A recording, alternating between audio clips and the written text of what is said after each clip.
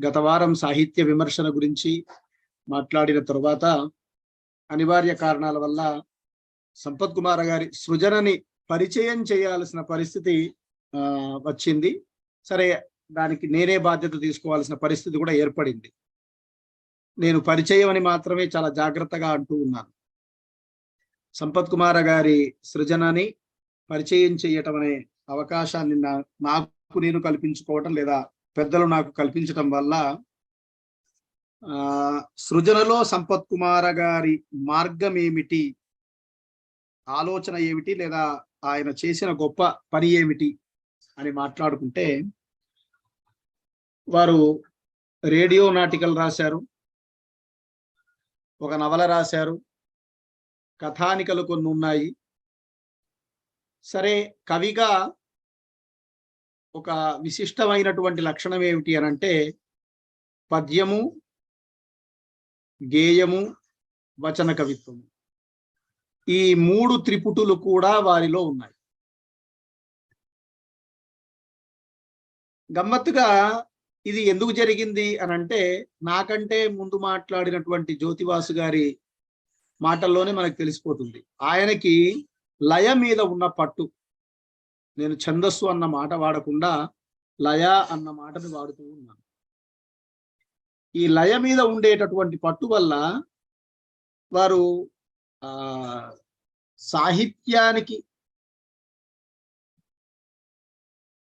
సాహిత్యానికి సంబంధించినటువంటి ఏ అంశాన్ని ఎన్నుకున్నా ఆయన దాన్ని నిర్వహించటంలో తనదైన ఒక ముద్ర ఉండేది అని అనటం కోసం ఈ మాట గుర్తు చేస్తున్నాను.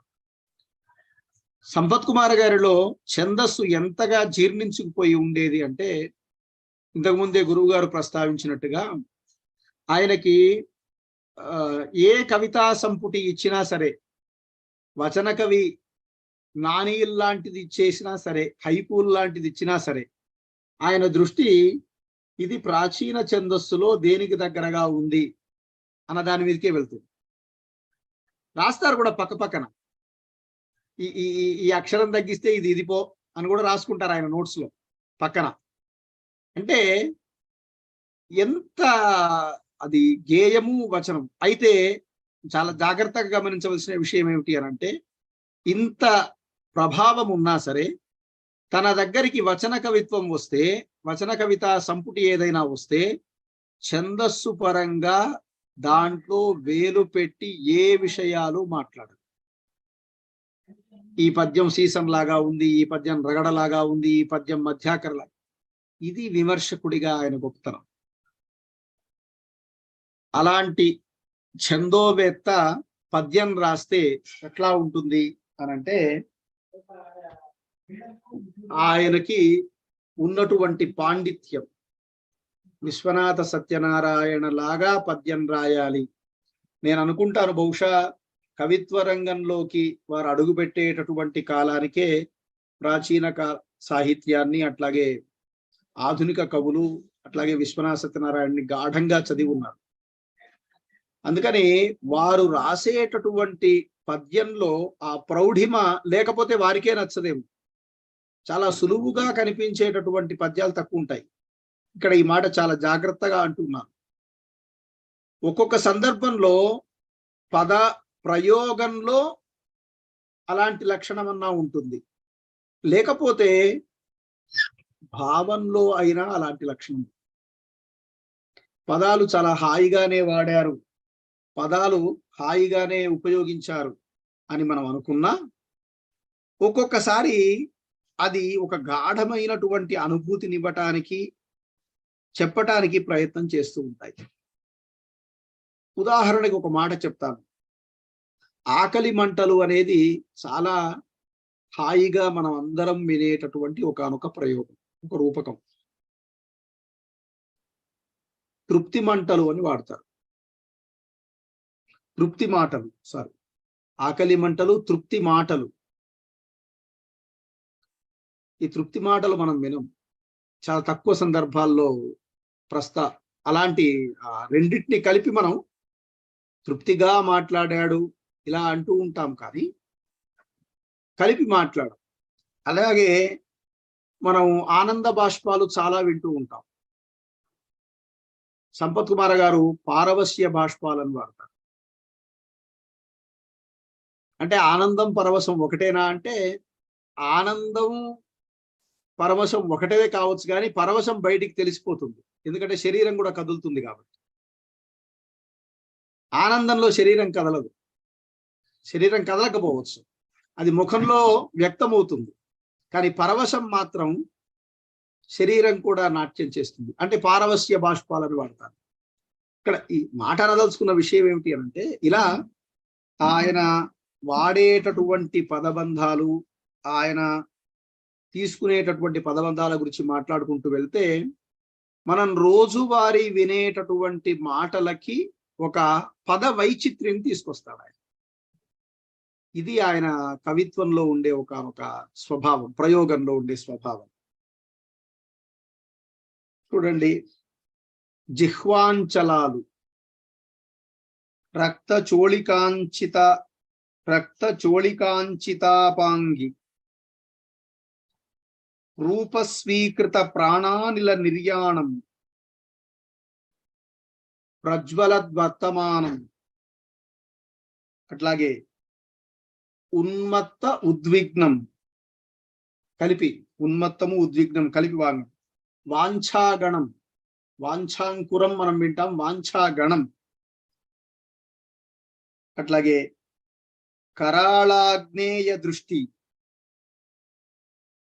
వైయక్తికావర్త ప్రవృత్తి. ఇట్లా పదాలు చాలా విశిష్టమైనటువంటి పదాలని వాడటం, పదప్రయోగంలో ఒక కొత్తదనాన్ని చూపించటం ఆయన కవిత్వంలో కనిపించేటటువంటి ఒక లక్షణం. సరే, ఇది పదం దగ్గరికి, అంటే పదం నుంచి వాక్యం దాకా వెళ్ళాలన్న క్రమంలో నేను ముందుగా పదాల గురించి ప్రస్తావించాను. ఇంతకీ మరి కవిగా ఆయన ఆలోచన విధానం ఏమిటి? కవిత్వంలో ఆయన ఒకవైపు వచనము రాశాడు, గేయము రాశాడు, పద్యము రాశాడు. అంటే చేతనావర్తంలో ఆయన చెప్పుకున్నటువంటి ఒకానొక కవిత ఆయన కవిత్వ సృజనకి మూలంగా చాలా మంది పెద్దలందరూ కూడా భావించి ఉన్నారు. ఆయన ఏమంటారు అంటే, దేశకాల సమాజాల త్రిపుటి, కాలము, దేశము, సమాజము, ఈ మూడిటి యొక్క త్రిపుటి, అన్నిటికీ కేంద్రమైన వ్యక్తి. దీన్ని తప్పుకొని ఎవడు ఉండడు. ఇప్పుడు సంపత్ కుమార్ గారు భావవాద, భౌతికవాద అని మనం చర్చ చేసుకుంటే, ఆయన విశిష్టాద్వైతి కదా, అందుకని భౌతిక సత్యాన్ని కాదనడు, ప్రకృతి సత్యాన్ని ఆయన ఏం కాదనడు, ప్రకృతిని నమ్ముతాడు ఆయన. అందుకని సమాజము, కాలము అనేటటువంటి ఒక వ్యవస్థలో ఆయన మౌలికంగా ఈ మూడిటి త్రిపుటి నుంచే మనిషి అభివ్యక్తం, మనిషి యొక్క వ్యక్తిత్వము లేదా వ్యక్తి అనేవాడు ఉంటాడు అన్న దాన్ని నమ్ముతారు. సరే, దాంట్లో ఉన్న ఆలోచనలు ఇవన్నీ చెప్పి చివరి 4 వాక్యాల్లో ఆయన సృజనాత్మక సాహిత్యానికి పునాదిగా ఉన్న మొత్తం విషయాన్ని చెప్తారు. ఏమంటారు అంటే ఆయన, సరే అభివృద్ధి అదంతా ఆనంద భావన, అనుభూతి ప్రసారణ, అనంత జగత్ చైతన్య అవగాహన నా కవితకు ప్రేరణాలు. నా కవితకు ప్రేరణాలు, స్పందనలో దోహదాలు. ఇది ఆయన కవిత్వానికి మూలంగా ఆయన చెప్పుకున్నటువంటి మాట. ఆనందము, అనుభూతి, అనంత జగత్ చైతన్య భావన ప్రేరణగా ఉంటుంది. అవే తన ఆలోచనలకి దోహదం చేస్తాయి అని చాలా ప్రధానంగా ఆయన చెప్పుకున్నటువంటి మాట. ఈ క్రమంలో ఆయన మొత్తం మీద ఏం రాశారు కవిత్వంలో అనంటే, ఒక 3 శతకాలు రాశారు. హృద్గీతి కూడా ఒక రకంగా శతక స్వభావం ఉన్నది, మకుటం లేదు కానీ శతక స్వభావం ఉంది అని కొందరు భావించినారు. ఆంజనేయారుణం చేరా 1 శతమానం, అట్లాగే అంతర్మథనము వ్యాజ రామానుజ అనే మకుటంతో రాసినటువంటి శతకం. ఈ 3 శతకాలు ఉన్నాయి. ఆ తరువాత కాలస్పృహ చింతయంతి అనేది ఖండికలు, ఆముక్త ఖండకావ్యం, అపర్ణ గేయకావ్యం. ఇప్పుడు ఆనందము, అనుభూతి, అనంత జగచ్చైతన్య భావన తనకు ప్రేరణలు, దోహదాలు అని చెప్పుకున్నారు కదా. ఇవన్నీ అందులో ఎట్లా ఉన్నాయి అని అంటే, ఆయన ఇవాళ తప్పకుండా ఒక కవిత రాసేయాలి, వాళ్ళ పొద్దున్న లేచాం కాబట్టి లేచిన తర్వాత కాఫీ తాగటం ఎట్లాగో మన అవసరం ఎట్లాగో కవిత రాయటం కూడా మన అవసరం అన్న పద్ధతిలో కవిత్వం రాసిన వ్యక్తి కాదు. సుప్రసన్న గారి కవిత్వంలో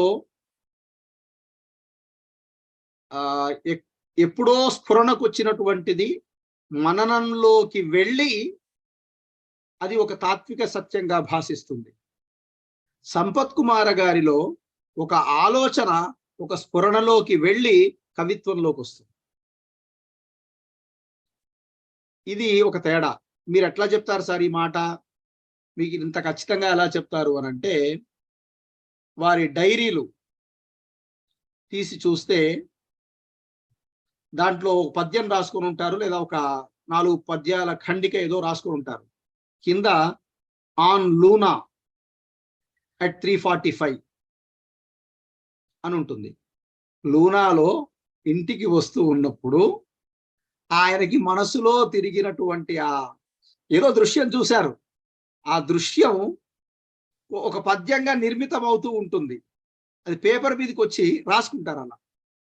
అంటే ఇక్కడ అనదలుచుకున్న మాట ఏంటంటే, చేరా ఒక శతమానం ఆయన పీఠిక రాయమంటే తిరుగుతూ ఉన్నప్పుడు ఆయన ఒక మకుట పాదం తగిలింది ఆయన మనసుకి, ఒక చేరా సుస్మిత అని. ఇది మనసులో తిరుగుతూ ఉంటే పద్యాలు ఒక 4-5 వచ్చాయి. తర్వాత ఆయన శతమానం రాశారు. ఇక్కడ ఆయన అంతరంగం ఆర్తితో కూడినప్పుడు అంతర్మథనం పుట్టింది.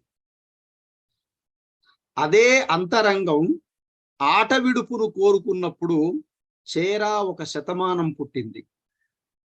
అదే అంతరంగం ఒక లక్ష్మణమూర్తి గారనే ఒక ఆంజనేయ భక్తుడికి సంబంధించిన, అతనికి ఏదైనా కానుకగా ఇవ్వాలి అని మనసుకు అనిపించినప్పుడు ఆయన ఆంజనేయ భక్తుడు రామాయణం లాగా ఆననం, రామాయణం లాగా ఆంజనేయాననం, రాముడు సీత లేకుండా లేడు కదా ఆయన అని అంతరంగం భక్తితో సంవేదన లేదా భక్తితో లింక్ అయినప్పుడు ఆంజనేయాననాన్ని చెప్పాడు.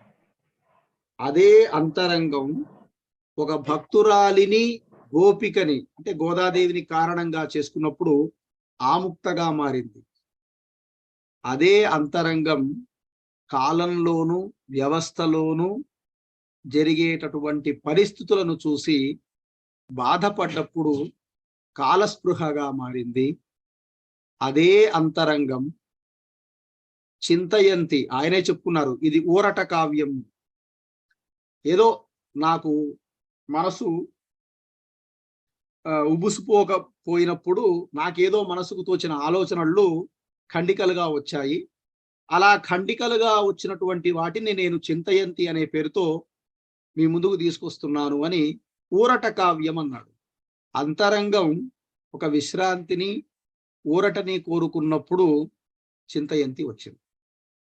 ఈ మొత్తం మీద వీరి కావ్యాలన్నిటినీ బట్టి నేను చెప్పదలుచుకున్నా లేదా మీతో పంచుకోదలుచుకున్నటువంటి విషయం ఏమిటి అని అంటే, కవిగా సమాజంలో జరిగేటటువంటి ఆర్తిని ఆయన చెప్తాడు.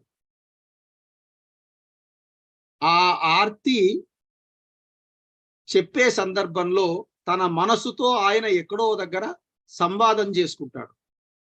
దిగంబర కవిత్వానికి జవాబుగా వచ్చినటువంటి లేదా వాళ్ళ ఆలోచన రీతులకి వ్యతిరేకంగా వచ్చినటువంటి వాటిని ఖండిస్తూ వచ్చినటువంటి సందర్భంలో కూడా నాటకాంతం అని ఒక చేతనావర్త కవితల్లో ఒక కవిత ఉంది. అది పూర్తిగా దిగంబర కవిత్వాన్ని, వారి యొక్క ఆలోచన విధానాన్ని స్టెప్ బై స్టెప్, ఈ నాటకంలో ఏం జరుగుతుంది, అందరూ కలిసి నాటకాన్ని రక్తి కట్టించాలి, కానీ అది బీభత్సరస నాటకం తయారయ్యి ఆ రంగస్థలంలో ఎవరికి వారుగా ఉన్నారు. అలాంటి ఒకానొక నిర్ణయాన్ని తీసుకుంటారు. అందులో చేతనావర్తంలో ఉన్న నలుగురు 4 రకాలైనటువంటి అంశాలని కేంద్రంగా చేసుకుని కవిత్వం రాస్తే, వసుధైక కుటుంబము, గృహస్థాశ్రమ ధర్మము ఇలాంటివి కేంద్రంగా చేసుకుని, ఇంటిని కేంద్రంగా చేసుకుని కవిత్వం రాయటం కూడా సంపత్ కుమార్ గారిలో కనిపిస్తుంది. అంటే కళ్ళ ముందు కనిపించేటటువంటి ఒకానొక సత్యాన్ని, సమాజాన్ని చూసి దాని ఆధారంగా తన అంతరంగానికి అక్కడ ఉన్న విషయం ఏ రకంగా తనను ఉండబట్టనీయని స్థితికి తీసుకువెళ్ళింది అన్నది కేంద్రంగా చేసుకునే ఆయన కవిత్వం అంతా సాగింది అనేది ఈ మాట ద్వారా నేను చెప్పదలుచుకున్నాను. ఇక అంతర్మథనం విషయానికి వస్తే, అది లక్ష్మణ యతీంద్రులని కలుద్దామని 1-2 సార్లు అనుకున్నా సరే కలవలేకపోవటం, ఇలాంటి కారణాల నుంచి పుట్టినటువంటి ఒకానొక కావ్యం. అంటే శతకానికి సహజంగానే ఆర్తి ప్రధానమైన స్వభావం. కలుద్దాము అనుకున్నటువంటి వ్యక్తిని కలవలేకపోవటం ఇక్కడ ఒక రకమైన ఆర్తి. మరి ఈ ఆర్తి ఏం చేస్తుంది? నేను జ్యోతివాసి గారిని కలవలేదు ఇప్పటిదాకా, ఇలా ఫోన్లలో మాట్లాడుకున్నప్పుడు ఇలాంటి సందర్భాల్లో చూసుకోవడమే తప్ప ఇవాళ దాకా నేను వ్యక్తిగతంగా వారిని ఎప్పుడు చూడలేదు. ఈ ఆర్తి ఏం చేస్తుంది? నేను వారిని కలవలేకపోవటానికి గల కారణాలని ఏదో ఒక విషయంగా, కవిత్వంగా అల్లుకుంటుంది. ఈ అంతర్మథనంలో సమాజంలోని పరిస్థితులు, వాతావరణం, వీటన్నిటినీ కేంద్రంగా చేసుకొని, వ్యాజంగా చేసుకొని ఆయనకు చెప్తారు. ఇక్కడ గమ్మత్తైన విషయం ఒకటి ఉంది. ఇక్కడ వ్యాజ రామానుజ, ఇక్కడ రామానుజుడు అంటే లక్ష్మణుడు కాబట్టి లక్ష్మణ యతీంద్రులు అని, ఈయనే అపర రామానుజుడు అనే చెప్పే అర్థాన్ని కూడా మనం తీసుకురావచ్చు. ఇది ఇబ్బంది ఏం లేదు. రెండవది, నిజంగా రామానుజులు ఏ రకమైనటువంటి సన్యాసాశ్రమం, రామానుజులు ఏ విధంగా కోరుకున్నారో వైష్ణవ అభివృద్ధి లేదా విశిష్టాద్వైత సిద్ధాంత అభివృద్ధి, అదే పద్ధతిలో చేస్తున్న వ్యక్తి లక్ష్మణ యతీంద్రుడు. ఆయన గృహస్థాశ్రమ ధర్మంలోనే ఉన్నారు, పూర్తి యతి ఏం కాదు. అంటే గృహస్థాశ్రమ ధర్మం అంటే సంసారంలో ఉన్నారు నా చెప్పడం. వారు వివాహం చేసుకున్నారా లేదా నాకు తెలియదు, సుప్రసన్న గారు చెప్పాలి తర్వాత ఎప్పుడైనా. ఏమండి అంటే సమూహంలో, సమాజంలో ఉన్నారు ఆయన. మళ్ళీ ఆయన రామానుజులు ఏ రకమైనటువంటివి చెప్పారు, సౌభ్రాతృత భావన ఇవన్నీ చెప్తామో అలాంటి స్వభావాలతో జనాల్లో కలిసి ఉండేటటువంటి స్వభావంగా కూడా ఉంది. అంటే అది ఒక ఆధునికంగా ఆయన సంప్రదాయాన్ని, విశిష్టాద్వైతమై సంప్రదాయాన్ని అనుసరిస్తూనే, ఆ భావనల్ని కొనసాగిస్తూనే ఆయన లౌకికంతో కూడా సమాజ సేవ చేస్తూ ఉన్నటువంటి ఒకానొక స్థితి ఉంది. ఇప్పుడు ఈ వ్యాజ రామానుజ, వ్యాజము లక్ష్మణ యతీంద్రులు కావచ్చు గాక, అంతర్గత ఆర్తి కారణం కావచ్చు గాక, ఈ ఆర్తిని కేంద్రంగా చేసుకొని సమాజంలో జరుగుతున్నటువంటి చాలా విషయాల్ని అన్వయించుకొని మాట్లాడతారు. ఇది ఇందులో కనిపించేటటువంటి ప్రధానమైనటువంటి అంశం. అట్లాగే లక్ష్మణ యతీంద్రులు యతీంద్రులే, కానీ ఇప్పటి యతులు కాదు. ఇప్పటి యతులు కాదు అనగానే మనం ఏదేదో ఆలోచించుకొని కొంచెం ఒక సంప్రదాయాన్ని మనం విమర్శిస్తున్నాం అనేటటువంటి రీతిలోకి వెళ్ళక, యతులందరికీ కూడా ఇప్పుడు వచ్చినటువంటి ఒకానొక పరిస్థితి ఏమిటి అనంటే, వాళ్ళ చుట్టూ ఉండేటటువంటి వాటిని కూడా పరిరక్షించుకోవలసిన, కాపాడుకోవలసిన, ఆ హైరార్కీని మెయింటైన్ చేయవలసిన పరిస్థితి వస్తుంది. ఇవేవీ లేకుండా హాయిగా ఉండేటటువంటి ఒకానొక స్వభావం లక్ష్మణ యతీంద్రుల్లో ఉంది. ఆ సహజ సిద్ధమైనటువంటి ఒకనొక లక్షణమే వారికి దగ్గరతనాన్ని తీసుకొచ్చింది. దాన్ని కేంద్రంగా చేసుకొని ఆయన పద్యాలు రాయటం, ఆ శీర్షికలోనే తెలుస్తుంది మనకి అంతర్మథనం అని. ఇది ఆయన దగ్గరికి వెళ్ళకపోవటం వల్ల వచ్చిన అంతర్మథనం కాదు. ఇది సమాజంలో ఉండేటటువంటి వ్యవస్థలో ఉండేటటువంటి మంచి చెడు కుళ్ళు కుతంత్రాలు వీటన్నిటితో పాటు తనదైన ఆత్మిక జీవనం అంతా కూడా ఈ అంతర్మథనం అనేటటువంటి కావ్యంలో మనకు కనిపిస్తుంది. ఆయనే చెప్పుకున్నట్టు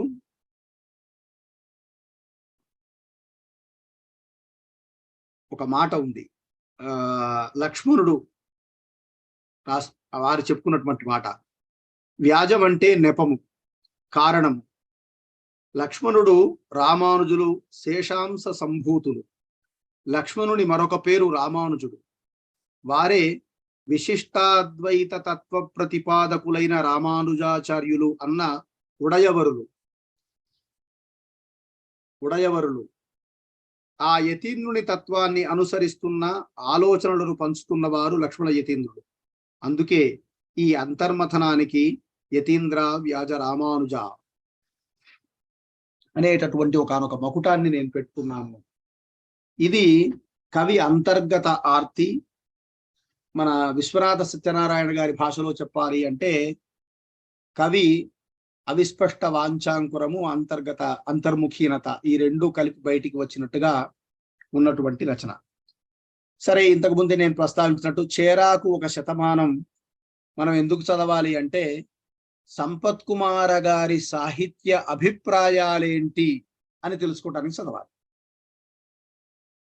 అక్కడ సాహిత్య అభిప్రాయాలు ఏముంటాయి అని అంటే తనకి ఇష్టం లేని చేరాని మిషగా చేసుకుని ఆయన సమకాలీన సాహిత్యాన్ని గురించి కొన్ని మాటలు స్టేట్మెంట్స్ ఇచ్చిన ఘట్టాలు ఉన్నాయి దాంట్లో. అలాంటి వాటి కోసం చేరా ఒక శతమానం చదవాలి. నిజానికి సంపత్ కుమార గారిలో కనిపించే ఒక విలక్షణం ఇదే. సుప్రసన్న గారిలో ఇలాంటి రచనే కనిపించదు మనకు. ఆట విడుపు కోసం సరదాగా ఏదో చెప్పాను అన్న రీతి సుప్రసన్న గారిలో వెతికినా దొరకదు మనకి. అలా ఆట విడుపుగా ఒక వాక్యం ఎక్కడన్నా పడ్డా అది ఏ తాత్విక సత్యానికో సంబంధించిన ఒకనొక లక్షణాన్ని చెప్తుంది. వారి కవిత్వంలో అదొక సింబల్ గా వ్యక్తమవుతుంది, ఒక ప్రతీకగా వ్యక్తమవుతుంది. అది అక్కడ కనిపించేది. సంపత్ కుమార్ గారికి ఆ పద్యాలతో ఆడుకోవటం ఇలాంటివి ఆట విడుపు లక్షణం కూడా ఉంది వారు. ఆయనకి ఇంట్లో వాళ్ళ పిల్లలకు చాలా మందికి తెలిసి ఉండొచ్చు, ఊగే ఉయ్యాల లాంటిది ఒకటి ఉంటుంది, దాంట్లో కూర్చొని ఊగుతూ ఆలోచిస్తుండడం చాలా ఇష్టం ఆయన. నేను ఒకసారి వాళ్ళ ఇంట్లో ఉన్న సందర్భంలో మనవరాలతో కొట్లాట, నేను కూర్చుంటానని. కొట్లాట మీన్స్ నేను కూర్చుంటాను నువ్వు జరుగు అని. ఇక్కడ అనదలుచుకున్న మాట ఏంటి అంటే ఈ ఆట విడుపు లక్షణం ఆయన్ని సరదా పద్యాన్ని కూడా చెప్పిస్తుంది, సరదాగా ఒక గేయాన్ని కూడా చెప్పిస్తుంది. అలాంటి ఒకనొక స్వభావం ఈ చేరా ఒక శతమానంలో కనిపిస్తుంది. ఆయనే ఒక చోట నాకైతే లోకంలోనేమో కవులే కానరారు ముచ్చటగా అంతా కానంబడుచుండ్రు మహాకవులే ఊరు వాడలందున చేరా. ఇక్కడ మో అన్న వ్యక్తిని సాహిత్యంలోకి లాక్కొచ్చిన వ్యక్తి, అతను అర్థం కావట్లేదని అందరూ ముత్తుకుంటూ ఉంటే చేరానే మోని పరిచయం చేశాడు సమాజానికి, కవితా సమాజానికి కొత్తగా పరిచయం చేశాడు. కాబట్టి అందరూ ఏమో ఏమో అనుకుంటున్నారు. అందరూ అసలు ఆ మో చమత్కార అలాంటి లేనేమో అని పెట్టి గుర్తు చేసుకుంటూ అలా సమకాలీన సమాజాన్ని విమర్శించుకుంటూ వచ్చిన సందర్భాలు చాలా దొరుకుతాయి దీంట్లో. ఇది సంపత్ కుమార్ గారు వారే విశ్వనాథ సత్యనారాయణ గారితో సార్ మీరు ఇలాంటి పద్యాలు రాయవలసిన వారు కాదు అని అన్నట్టుగానే చేరా శతమానం కూడా సంపత్ కుమార్ లాంటి గొప్ప పండితుడు రాయవలసింది కాదు, కానీ ఆయనలో ఉన్న ఆట విడుపు ఆ లక్షణం. ఆ తర్వాత ఆంజనేయాననం ఇంతకుముందే మనం ప్రస్తావించుకున్నట్టుగా సీతకి రాముడికి సంబంధించిన ఘట్టంలో వారిద్దరిని కలపటం అనండి, వారిద్దరికి మళ్ళీ ఆ వారు ఎక్కడున్నారో జాడ చెప్పినటువంటి వ్యక్తిగా ఆయన లేకుండా వాళ్ళు లేరు, వాడు లేకుండా ఆయన లేరు. అలాంటి ఒకానొక సత్యాన్ని భక్తి ప్రధానంగా తీసుకొని మకుటం లేకుండా శతకంగా ఈ ఆంజనేయ అనే పుస్తకం రాశారు. ఇది మిత్రధర్మమే. ఇప్పుడు మధుర గాథలు అనే మరొకటి ఉంది. హరీంద్రబాబు అనేటటువంటి ఆయన తన మిత్రుడి వివాహాని కోసం రాసింది. ఇప్పుడు ఆ గాథా సప్తశతిలో ఉన్నటువంటి వేమభూపాలుడి 10 ఎన్నుకున్నారు, 10 పద్యాలను ఎన్నుకున్నారు, 100 పద్యాలను ఎన్నుకున్నారు. ఆ 100 పద్యాలలో మరి ఆయన కొత్తగా చెప్పేది ఏముంది ఆ మధుర గాథల్లో అంటే, పెళ్లి చేసుకునేటటువంటి వ్యక్తికి జీవితంలో ఏం ప్రధానంగా చెప్పాలి అని చెప్పటం కోసం కొన్ని వ్యంగ్యంగా శృంగార ప్రధానంగా ఉండేటటువంటివి ఉన్నా కూడా ఆయన ఎందుకు రాశారు అనటానికి, అంటే ఉదాహరణగా వలపుటలుక చివర ప్రతిసారి కూటమి క్రొత్తలగుట కూడా నిజమే, కాని అలుక దీర్ఘకాలం సాగెనా చెలి మనస్విని నశించు వలపు. కొత్తగా పెళ్లి చేసుకునేటటువంటి వ్యక్తికి ఒక గృహస్థాశ్రమ ధర్మానికి సంబంధించిన సూత్రాన్ని చెప్తున్నాడు ఈ పద్యంలో. ఇలా అంటే అమలిన శృంగారానికి సంబంధించినటువంటి కులపాలికా ప్రణయ సిద్ధాంతాన్ని చెప్పటానికి చేసే ప్రయత్నం ఈ మధుర గాథల్లో ఎన్నుకున్నటువంటి మొత్తం వేమభూపాలుడిదే ఎన్నుకున్నా అక్కడక్కడ ఇలాంటి నీతులు ఉన్నాయి. సందర్భం ఇలాంటిది ఎందుకు ఎన్నుకున్నాడు, ఆయన ఎప్పటి నుంచో రాస్తున్నాడు కాబట్టి ఇది రాసి ఆయనకి ఇచ్చేసాడని కాకుండా ఆ వివాహ సందర్భాన్ని కేంద్రంగా చేసుకొని దాన్ని మధుర గాథల రూపంలో అతనికి అందించటంలో కూడా ఒక అమలిన శృంగార సిద్ధాంతానికి మళ్ళీ అతని అంతరంగం ఏమిటి, కవి యొక్క అంతరంగం ఏమిటి అంటే హరీంద్రబాబు అనేటటువంటి వ్యక్తితో ఉన్నటువంటి ఆత్మీయత. ఇలా సమాజమో మిత్రుడో అంతరంగమో ఆర్త్యో ఏదో ఒకటి సంబంధం లేకుండా ఆయన కవిత్వం సాగలేదు అని అనిపిస్తుంది. ఆ తర్వాత ఆముక్త ఖండకావ్యాన్ని రాశారు. ఈ ఆముక్త ఖండకావ్యం విశిష్టాద్వైత సంప్రదాయంలో లేదా ఆళ్వారుల దివ్య ప్రబంధాల్లో గోదాదేవి రాసిన నాచ్యార్ తిరుమలిని, అందులో భగవంతుడికే ప్రేమలేఖలు రాసుకున్నటువంటి ఒకానొక విషయాన్ని, భగవంతుణ్ణి చేరాలన్న ఆర్తిని కేంద్రంగా చేసుకుని ఉన్నటువంటి గోదాదేవిని తీసుకొని ముందుగా వారణమాయిరమని ఒక 10 పాశురాలు 10 పద్యాలు లాంటివి వాటిని అనువాదం చేశారు. ఆ తర్వాత మిగతా 40 వాటిని గురించి కూడా తెలుసుకొని దాన్ని తెలుగు పద్యంలోకి తీసుకొచ్చారు. ఇది నిజానికి అమెరికాలో ఉండే సందర్భంలో అక్కడ వాళ్ళ అబ్బాయి దగ్గర కాలక్షేపం కోసం ప్రారంభించినట్టున్న సంపద్గోదా అని అంటారు గోదాదేవిని. అంటే భోగములు అనుభవించినటువంటి ఒకానొక సంపద్గోదా అనటంలో కూడా మనకు తెలిసిపోతూనే ఉంది. ఆయన పేరు గోదాదేవి పేరు కూడా వ్యక్తమయ్యేట్టుగా చెప్పడం అన్నది. వీటి ఆధారంగా ఆయన ఏం చెప్పదలుచుకున్నాడు అని అంటే, ఒక అవిచ్ఛిన్నంగా భగవంతుడి పట్ల ఆర్తిని వేదనను కలిగినటువంటి ఒకానొక భక్తురాలు ఆయన్ని చేరేదాకా పడినటువంటి తపన ఆముక్తలో కనిపిస్తుంది. అలాంటి తపనని కేంద్రంగా చేసుకొని రాసినటువంటి కావ్యం ఆముక్త. ఇందులో కొన్ని కొత్త రకమైనటువంటి ఛందస్సుల్ని సృష్టించటం, ఒక అక్షరాన్ని పెంచి చేసినటువంటివి కూడా మనకి ఆముక్త పీఠికలు వారే చెప్పుకున్నారు. ఇలాంటి చేయటం వల్ల ఇదంతా కూడా కొంత పాండిత్యం. సంపత్ కుమార్ గారి కవిత్వం ఒక్కొక్కసారి తొందరగా ఎందుకు అందటం లేదు పాఠకుడికి, త్వరగా ఎందుకు స్ఫురించట్లేదు అని అంటే, అందులో ఒక్కొక్కసారి వారి పాండిత్యం, వారు ప్రయోగించేటటువంటి పదబంధాలు ఇవి కూడా ఒక్కొక్కసారి కారణంగా కనిపిస్తాయి. అట్లా ఇంకో ప్రయోగం కూడా చేశారు దీంట్లో. బాణము అంటే నాటకాలలో 10 రకాల రూపక భేదాలు ఉన్నాయి కదా, వాటిలో ఏకాంకికగాను ఏకపాత్రాభినయంగాను ఉండేటటువంటిది బాణం. ఇందులో గోదాదేవి దగ్గరికి ఎదురుగా వచ్చే వాళ్ళందరూ మారుతూ ఉంటారు, గోదాదేవి మారదు. అలా బాణము అనే ఒకానొక నాటక సంప్రదాయాన్ని ఒక ఏకాంకిక అన్నాం, ఏకపాత్రాభినయం అన్నాం. అంటే తనలో జరుగుతున్నటువంటి ఒకానొక ఆర్తిని వేదనని చెప్పుకునే రీతిగా రచించటం ఆముక్తలో ఉండేటటువంటి ఒక విశేషం. ఇక కాలస్పృహ, ఇంతకుముందే నేను ప్రస్తావించినట్టు కాలం, దేశం, సమాజం, వీటి మూడిటి మధ్య జనాలకి కాలస్పృహ లేకుండా పోతుంది. దివారాత్రాలు, అట్లాగే ఋతువులు, అట్లాగే ప్రకృతి, వీటి యొక్క ధర్మం తెలియకుండా పోతుంది. ఒక రకంగా మనం జాగ్రత్తగా ఆలోచిస్తే పర్యావరణ స్పృహ అని అనిపిస్తుంది కాలం గురించి మాట్లాడటం. కానీ కాలధర్మాన్ని తెలుసుకోకుండా వెళ్ళటం. సంపత్ కుమార్ గారిది ఒక మాట చెప్పాలి అని అంటే, భవిష్యత్తు వర్తమానం కావచ్చు, వర్తమానం ఎప్పుడూ భవిష్యత్తు కాదు. ఈ అవగాహన ఉండాలి అంటాడు ఆయన కవికి. అంటే నీవు ఉన్నటువంటి చుట్టుపక్కల వాతావరణం నుంచి నీదైన ఒకానొక ఆలోచన విధానం ఎదగాలి తప్ప భవిష్యత్తు ఇట్లాంటివన్నీ భౌతికవాదులు కూడా ఇవే చెప్తారు. కానీ ఆ చెప్పటంలో దేశీయమైన చైతన్యాన్ని కేంద్రంగా చేసుకుని చెప్పటం సంపత్ కుమార్ గారిలో కనిపించేటటువంటి మౌలిక లక్షణం.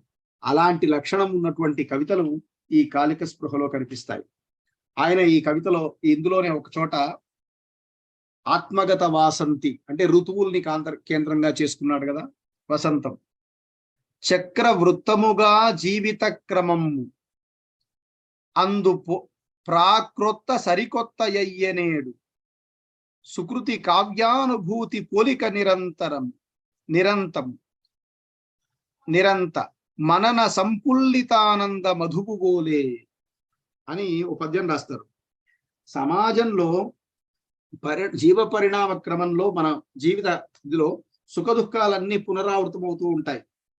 కానీ కావ్యం అనుభూతి నిత్యనూతనంగా కలిగించినట్టు జీవితం కూడా కొత్త అనుభూతిని కలిగించాలి. అది ఎట్లా అంటే మకరందాన్ని స్వీకరించటం లాంటి దాకా కొత్త ఉదాహరణ చెప్తారు. అంటే మకరందాన్ని స్వీకరించేటటువంటి ఆ మధువు ఎట్లా అయితే కొత్త అనుభూతిని పొందుతూ ఉంటుందో అలాంటి అనుభూతినే మనము పొందుతూ ఉండాలి అని కాలిక స్పృహలో ఋతువులని కేంద్రంగా చేసుకొని, బాగా నారాయణ రెడ్డి గారు లాంటి వాళ్ళు ఋతువులు కేంద్రంగా చేసుకొని తన జీవన చక్రాన్ని చెప్పుకున్నాడు, తన ఆత్మీయమైనటువంటి విషయాల్ని చెప్పుకున్నాడు. కానీ ఈయన జీవితాన్ని, ఋతువుల యొక్క క్రమాన్ని, కాలక్రమాన్ని చెప్పుకుంటూ జగత్ చైతన్య భావనని, ప్రకృతి యొక్క తత్వాన్ని చెప్పటానికి ఈ విషయాన్ని వాడుకున్నారు. ఆ తరువాత చింతయంతి, ఇంతకుముందే నేను ప్రస్తావించినట్టు ఇది ఊరట కవిత్వం. మనసుకు అప్పుడప్పుడు కలిగిన ఆలోచనలు, ఆ ఆలోచనలు ఎలాంటివి అప్పుడప్పుడు కలిగిన ఆలోచనలు అని అంటే, మనిషి తన మీద ఏ రకాలైనటువంటి సంవేదనలు ముద్రలు వేశాయో అందులో స్మృతి కూడా ఉండవచ్చు, ఆనందం ఉండవచ్చు, ఇలాంటివి ఏవైనా ఉండవచ్చు. ఇలాంటివి ఏవైనా సరే కారణంగా చేసుకుని చెప్పినటువంటి లక్షణాలన్నీ కూడా ఈ చింతయంతిలో కనిపిస్తాయి. అంతరంగం పొందిన సంవేదనలు. ఆయన భాగవతం యొక్క అవతరణ ఎందుకు జరిగింది అన్నది కూడా ఒక ఖండిక చింతయంతిలో ఉంది. తన వేదన పోతన వేదనగా మనినట్టి తెలుగు జాతి మాటలలో, భావనలో, కామనలో ఎద నినదించను భాగవతము నిష్ఠాకృతి అయి. అది ఒక్క పోతన యొక్క భావన కాదట, మొత్తం తెలుగువారి భావనగా ఆయన చెప్తారు. భాగవత అవతరణకి కారణంగా అంటే అప్పటిదాకా భారతం వచ్చేసింది, రామాయణం వచ్చేసింది, భాగవతం ఇంకా రాలేదు అని అర్థం. అట్లాగే జీవుని వేదనని తన కవిత్వానికి కారణంగా చెప్పుకున్నటువంటి సందర్భం కూడా ఈ చింతయంతిలో ఒకటి రెండు చోట్ల కనిపిస్తుంది. కాగా ఆయన ఈ రకమైనటువంటి కవిత్వంలో ఎక్కడ కూడా కథాత్మకమైన కవిత్వం లేదు. మొత్తంగా గమనించాల్సింది, కథా సూత్రాన్ని ఎన్నుకొని ఒక ఖండకావ్యాన్నో లేకపోతే ఒక కావ్యాన్నో రచించినటువంటి రీతి లేదు. అందులో నిజానికి అలా రాయటం ప్రాచీన కవితా సంప్రదాయం కదా. ఒక వస్తువుని ఆ వస్తువుని ఉజ్వలం చేస్తూ ఒక దీర్ఘకావ్యము మహాకావ్యము రాయటం అలాంటి పద్ధతిలోకి ఏమీ వారు వెళ్ళలేదు. అంటే అంతరంగ సంవేదనలే తన కవిత్వానికి మూలభూతంగా ఆయన భావించినట్టు చెప్పవచ్చు. ఇక అపర్ణ అనేటటువంటి ఒక ఖండకావ్యం ఒక గేయ కావ్యం రాశారు. ఈ అపర్ణ అన్న గేయ కావ్యంలో ఏం జరిగింది అని అంటే అది నిజానికి సాహితీ సంపద అని సార్ షష్ఠిపూర్తి సందర్భంలో వేసిన పుస్తకంలో ఈ అపర్ణ కావ్యం సుప్రసన్న గారు సంపత్ కుమార్ గారు కలిసి రాసినట్టుగానే చెప్పుకుని ఉన్నారు. సారే చెప్పుకున్నారు, సుప్రసన్న గారే. కానీ 1954లో 50 ఆ సమయంలో రాసింది 2004 తర్వాత ముద్రితమైంది. ముద్రణ సంపత్ కుమార్ గారి పేరుతోనే అయింది. ఇద్దరు కలిసి రాశారు అనేటటువంటి అభిప్రాయం అక్కడ కనిపించినా అది ఇద్దరు అంటే గేయ కావ్యంగా సంపత్ కుమార్ గారి పేరుతోనే అది ముద్రితమై ఉంది. సరే, ఇదేమిటి అని అంటే ఇది అమలన శృంగారానికి సంబంధించిన కులపాలిక ప్రణయం కాదు, కానీ గృహస్థాశ్రమ ధర్మాన్ని కేంద్రంగా చేసుకున్న ఒకనొక విషయాన్ని చెప్పే లక్షణంగా ఉంటుంది. ఇద్దరు వ్యక్తులు అంటే ఒక పురుషుడు ఒక స్త్రీ, ఒకరు భర్త వియోగంతో ఒకరు భార్య వియోగంతో ఒక ఆశ్రమంలో చేరుతారు. ఇద్దరు ఒకలాంటి బాధ ఉన్నవాళ్లే. ఆ ఇద్దరు ఒకలాంటి బాధ ఉన్నటువంటి ఆ వ్యక్తులు ఇద్దరు కొంతకాలం అక్కడ ఉన్న తర్వాత ఇతడికి యోగిగా ఉన్నటువంటి ఇతనికి ఆమె పట్ల ఇష్టం ఏర్పడుతుంది. ఇది సరైంది కాదు అన్న అభిప్రాయం ఆమె చెప్తుంది. కానీ అతడిలో అలాంటి భావన పూర్తిగా పోనప్పుడు ఆశ్రమంలో ఉండే గురువు ద్వారా కూడా చెప్పిస్తుంది. అతను ఆ మాటల్ని వింటాడు కూడా. కానీ అతనిలో ఈ లౌకికమైనటువంటి కామభావన దగ్గర నుంచి శరీర అవసరం లేనటువంటి ఒకనొక ఆధ్యాత్మిక భావంతో కూడిన ప్రణయం దాకా ఆయన్ని ప్రయాణింప చేయటం కోసం అతన్ని విశ్వమానవ ప్రేమ అనే అర్థంలో మనం ఏవైతే మాట్లాడతామో అలాంటి ప్రేమలోకి ఆయన్ని ప్రయాణింప చేస్తుంది ఈ అపర్ణ అనేటటువంటి వ్యక్తి. అలా అమలిన్య శృంగారానికి సంబంధించిన ఒకనొక తాత్విక సత్యాన్ని చెప్పడం కోసం ఈ కావ్యం వాడారు. ఇవన్నిటిని జాగ్రత్తగా మనం గమనిస్తే కవి దేశీయత పునాది మీద తన అంతరంగం పునాది మీద నడిచారు అన్నది స్పష్టంగా తెలిసిపోతుంది. ఇక్కడ విమర్శకుడికి తాను దేశీయత భూమిక మీద నడుస్తున్నాను అన్నప్పుడు శాస్త్రమో చుట్టుపక్కల ఉన్న సమాజమో కారణమై అది సాహిత్య విమర్శలో ఉదాహరణగా కనిపిస్తుంది.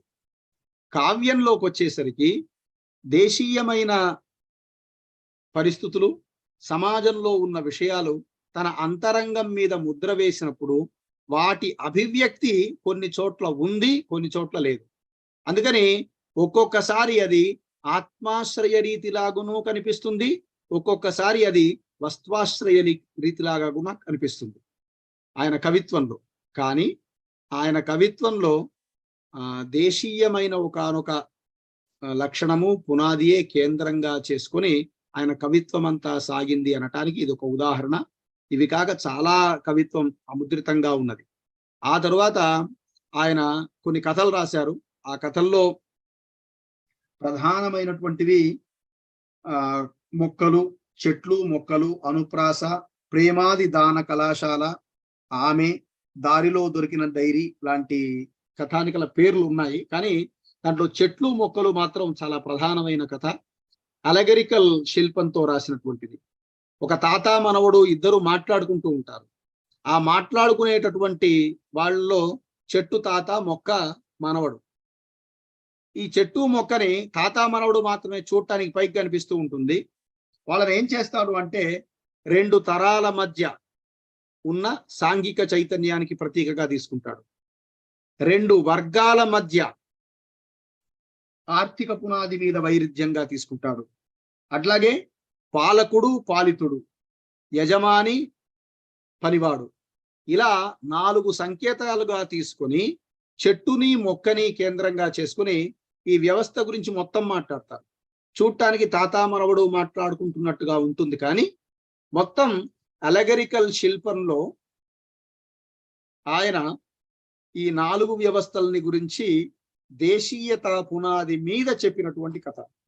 బాగా గమనించాల్సిన విషయం ఏమిటంటే, మనకి చాలా వరకు అలెగరికల్ శిల్పానికి చాలా మంది జంతువులనే వాడుకున్నారు. రావిశాస్త్రి లాంటి వాళ్ళు పిపీలికం, షోకుపిల్లి లాంటివి జంతువులనే తీసుకున్నారు. తర్వాతి వాళ్ళు కూడా చాలా మంది అలెగరికల్ కథకి, అంటే పంచతంత్రం యొక్క ఇన్ఫ్లుయెన్స్ అనుకోవచ్చు దాన్ని, అలెగరికల్ కథలకి వాటినే వాడుకున్నారు. కానీ ప్రకృతిలోని వస్తువుల్ని వాడుకొని, మనుషుల్ని వాడుకొని చెప్పేటటువంటి ఒకానొక శిల్పం ఇందులో ప్రత్యేకంగా మనకు కనిపించేటటువంటిది. అట్లాంటి వాళ్ళు 1-2 వ్యవస్థకి సంకేతంగా ఎదుగని బిడ్డలేంటిది అక్కిరాజు ఉమాకాంతం గారు రాశారు, తెలుగు సాహిత్యాన్ని కేంద్రంగా చేసుకొని. ఇక్కడ చెట్టు మొక్క అన్నది సంకేతం చేసుకొని, ప్రకృతిని సంకేతంగా చేసుకొని ఈ వైరుధ్యాలను చెప్పటం కోసం చేసిన ప్రయత్నం ఇక్కడ కనిపిస్తుంది. అట్లాగే ఆయన శ్రీపాద వారి కుక్క కాటుకు చెప్పుదెబ్బ, దానికి నాటకీకరణ చేశారు. అట్లాగే రామప్ప అనేటటువంటి నాటికను రచించారు. అట్లాగే అమరశిల్పి అన్న నాటిక, సమ్మక్క సారలకు సంబంధించిన రేడియో నాటిక, ఇవన్నీ కూడా ఆయన సృజించటం జరిగింది. ఆయన సృజనలో ఈ రేడియో నాటికలు కూడా భాగమయ్యాయి. అట్లాగే కొన్ని నవలలు కూడా రాశారు. ఒక నవల రాశారు అని చెప్పి ఒక సమాచారం దొరుకుతుంది, కానీ అది పూర్తిగా ఉన్నటువంటి విషయం మనకి స్పష్టంగా తెలియదు. ఇవన్నిటితో పాటు ఆయన కొన్ని కాలమ్స్ కూడా నిర్వహించారు. ఈ కాలమ్స్ లో సాహిత్య ప్రధానంగా ఉన్నవే కాక ఇవాళ ఫీచర్స్ గా మనం చెప్పుకునేటటువంటి వాటిని కూడా ఆయన నిర్వహించారు. ఏవి నిర్వహించినా, ఏ రకమైనటువంటి సాహిత్యాన్ని ఆయన ఎన్నుకున్నా, దేశీయతా భూమిక మీద ఆ అంతరంగ చైతన్యం జగచ్చైతన్య భావనగా వెళ్ళటానికి అనుకూలంగానే ఆయన సాహిత్య సృజనంతా కొనసాగింది అని 4 మాటలు మీతో పంచుకునే అవకాశం కల్పించిన మీకు అందరికీ కృతజ్ఞతలు తెలుపు.